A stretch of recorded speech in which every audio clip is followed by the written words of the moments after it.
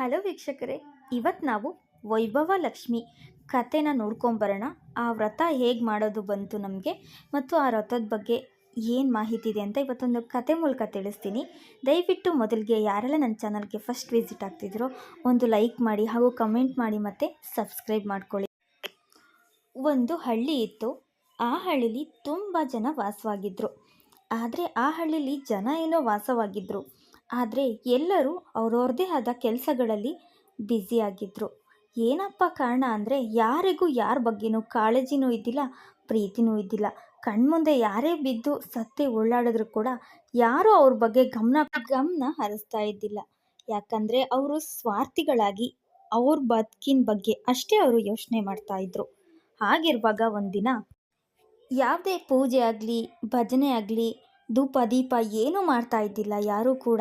ದೇವ್ರ ಮೇಲೆ ಭಕ್ತಿನೇ ಅವರಿಗೆ ಕಮ್ಮಿ ಆಗೋಗಿತ್ತು. ಅದರಲ್ಲೂ ಸಿಟಿಯಲ್ಲಿರುವ ಈ ಮೋಸ, ಕೊಲೆ, ವಂಚನೆ ಇವುಗಳೇ ತುಂಬ ಹೋಗಿತ್ತು. ಹಾಗಾಗಿ ದೇವ್ರ ಮೇಲಿರುವ ನಂಬಿಕೆನೇ ಹೊರಟೋಗಿತ್ತು ಎಲ್ಲರಿಗೂ. ಹೀಗಿರುವಾಗ ಅದೇ ಹಳ್ಳಿಲಿ ಒಬ್ಬಳು ಶೀಲಾ ಅನ್ನೋ ಮತ್ತು ಅವಳ ಗಂಡ ವಾಸವಾಗಿದ್ದರು. ಶೀಲಾ ಎಷ್ಟು ಗುಣಮುಖಿಯಾಗಿದ್ದಳು ಅಂದರೆ ಅವಳು ತುಂಬ ಸುಂದರ ಹಾಗೂ ಸುಶೀಲವಾದ ಹೆಂಗ. ಅವಳು ಎಷ್ಟು ಸಂತೋಷವಾಗಿರ್ತಾ ಇದ್ಲು ಅಂದರೆ ಅವಳಿಗೆ ಸಹಾಯ ಮಾಡುವುದು, ಪರ ಉಪಕಾರ ಮಾಡುವುದು ಮತ್ತು ಎಲ್ಲರ ನೋವಿಗೂ ನೆರವಾಗುವುದು, ಇದೆಲ್ಲ ಗುಣವು ಅವಳಲ್ಲಿ ಇತ್ತು. ಆದರೆ ಅವಳು ತುಂಬ ಬಡ ಕುಟುಂಬದ ಮಹಿಳೆಯಾಗಿದ್ದಳು. ಅವಳ ಗಂಡ ಹಗ್ಗವನ್ನು ನೇಯಲು ಹೋಗುತ್ತಿದ್ದರು. ಶೀಲನ ಗಂಡ ಕೂಡ ಅಷ್ಟೇ ನಿಯತ್ತಿನ ಮನುಷ್ಯನಾಗಿದ್ದನು. ಅವನಲ್ಲೂ ಕೂಡ ಈ ಪ್ರೀತಿ ಭಾವ ಎಂಬುದು, ಭೇದ ಭಾವ ಯಾವುದೂ ಇಲ್ಲದೆ ದೇವರ ಭಕ್ತಿ ಭಜನೆ ಇದರಲ್ಲೇ ಇಬ್ಬರು ಗಂಡ ಹೆಂಡತಿ ಇಬ್ಬರು ತೊಡಗಿರ್ತಿದ್ರು. ದಿನ ಕಳೆದಿದ್ದಂಗೆನೆ ಶೀಲನ ಗಂಡ ಜೂಜು, ಕುಡಿತ ಇಂತಹ ಚಟಕ್ಕೆ ಸ್ನೇಹಿತರೊಂದಿಗೆ ಸೇರಿ ದುಷ್ಕರ್ಮಗಳನ್ನು ಮಾಡಲು ಶುರು ಮಾಡಿದನು. ಅವನಿಗೆ ಬೇಗನೆ ಶ್ರೀಮಂತನಾಗಬೇಕು ಎಂಬುವ ಆಸೆ ಮೂಡಿತು. ಆಗ ಅವನು ಕೆಟ್ಟ ದಾರಿಯಲ್ಲಿ ನಡೆದು ಕಳ್ಳತನ, ದರೋಡೆ, ಕೊಲೆ ಇಂತಹದ್ದನ್ನೆಲ್ಲ ಮಾಡಿ ಲಾಸ್ಟಿಗೆ ಅವನಿಗೆ ಬಂದ ಪರಿಸ್ಥಿತಿ ಏನಪ್ಪ ಎಂದರೆ ಭಿಕಾರಿಯ ರೀತಿ ಬೀದಿಯಲ್ಲಿ ಬಿದ್ದು ಹೊರಡಾಡುವ ಪರಿಸ್ಥಿತಿ ಬಂದಿತ್ತು ಅವನಿಗೆ. ಇದನ್ನೆಲ್ಲ ನೋಡಿದ ಶೀಲನಿಗೆ ಮನಸ್ಸಿಗೆ ತುಂಬಾ ನೋವಾಗಿತ್ತು. ಆದರೂ ಕೂಡ ಅವಳು ದೇವರ ಮೇಲಿಟ್ಟಿದ್ದ ನಂಬಿಕೆ ಕಳೆದುಕೊಳ್ಳಲು ಸಿದ್ಧವಿರಲಿಲ್ಲ. ಹಾಗಾಗಿ ಆ ದೇವರು ಏನಾದರೂ ಒಂದು ದಾರಿ ತೋರಿಸುತ್ತಾರೆ ಎಂದು ನಂಬಿಕೆ ಇಟ್ಟು ಭಕ್ತಿಯಿಂದ ಪೂಜಿಸುತ್ತಲೇ ಇದ್ದಳು. ಹಾಗೆ ದಿನನಿತ್ಯ ಪೂಜೆಗಳನ್ನು ಮಾಡುತ್ತಾ ತೊಡಗಿದ್ದ ಶೀಲಾ ಒಂದು ದಿನ ಮಧ್ಯಾಹ್ನ ಪೂಜೆ ಮುಗಿದು ಮಲಗಿರುವ ಸಮಯದಲ್ಲಿ ಯಾರೋ ಬಂದು ಅವಳನ್ನು ಕರೆದ ರೀತಿ ಅನುಭವವಾಗಿ ಯಾರೆಂದು ಬಾಗಿಲನ್ನು ತೆಗೆದು ನೋಡಿದವಳಿಗೆ ಆಶ್ಚರ್ಯದಿಂದ ಯಾವುದೋ ಒಂದು ಹೆಂಗಸು ಬಂದು ನಿಂತಿದ್ದರು. ಅವರ ಮುಖವನ್ನು ನೋಡಲು ಮುಖದಲ್ಲಿ ಅರಿಶಿನ ಕುಂಕುಮ, ಮುಖದಲ್ಲಿ ಚಿನ್ನದ ಬಣ್ಣದ ಕಾಂತಿ ಎದ್ದು ಕಾಣುತ್ತಿತ್ತು. ಅಷ್ಟು ಸುಂದರವಾಗಿದ್ದರು ಅವರು. ಯಾರೋ ಮುತ್ತೈದೆ ಬಂದು ಬಾಗಿಲ ಬಳಿ ನಿಂತಿದ್ದಾರೆ. ಅವರ ಕಣ್ಣುಗಳಲ್ಲಿ ತೇಜಸ್ಸನ್ನು ಕಂಡು ಅವಳ ಮನಸ್ಸಿಗೆ ಏನೋ ಒಂದು ನೆಮ್ಮದಿಯ ರೀತಿ ಅನುಭವ ಆಗಿತ್ತು.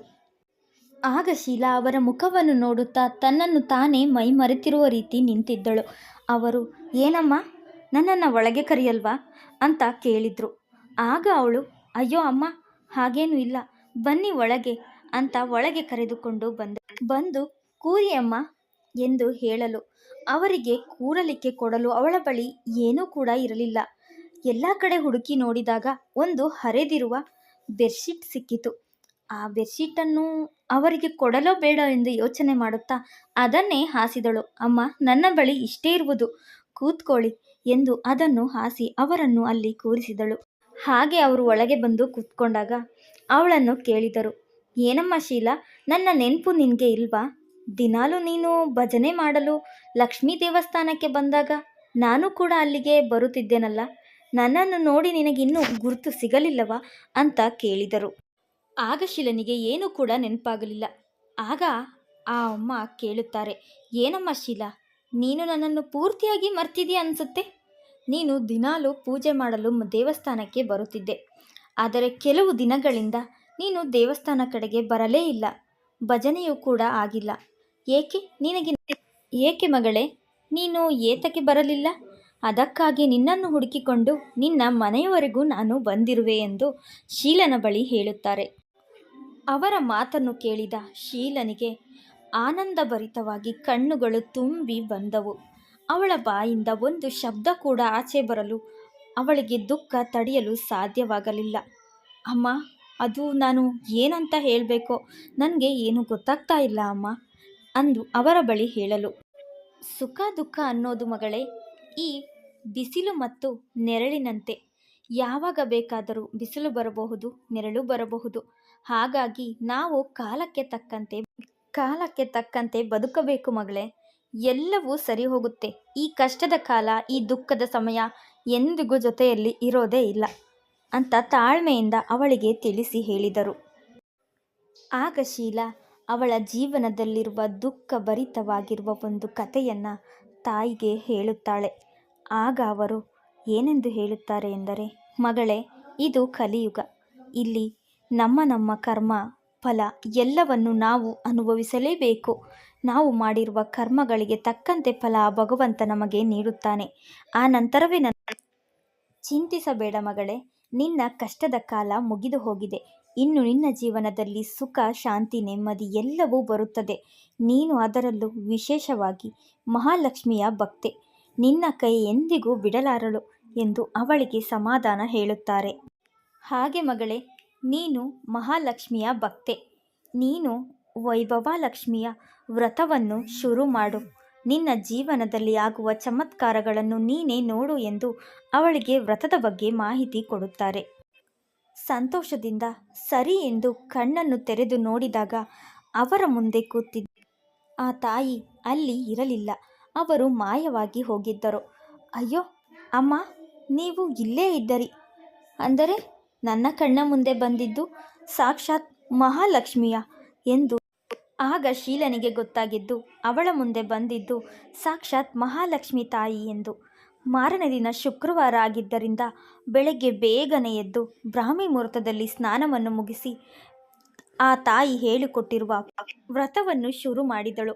ವ್ರತ ಶುರು ಮಾಡಿ ಪ್ರಸಾದವನ್ನು ತನ್ನ ಗಂಡನಿಗೆ ತಿನ್ನಿಸು ಎಂದು ಹೇಳಿದ್ದ ತಾಯಿ ಹೇಳಿರುವ ನೆನಪಾಗಿ ಅವಳ ಗಂಡನಿಗೆ ಪ್ರಸಾದವನ್ನು ಕೊಡುತ್ತಾಳೆ.